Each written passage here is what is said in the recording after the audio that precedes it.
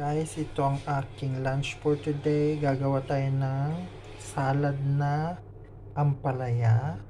Ayan na yung kamatis saka sibuyas. Tapos may maalat. Tapos ito, spring rolls. Ayan, lumpia. Yan po ang ating lunch today. Yan. So, ihalo lang natin ganyan. Ampalaya. Paghalo-haluin lang.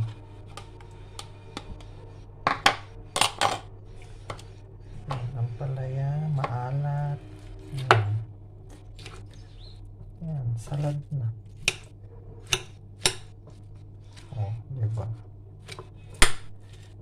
Yan. Ayan na po. Maalat, ampalaya, sibuyas, kamatis. Yum, yum, yum. Kain po tayo. At saka yung lumpia.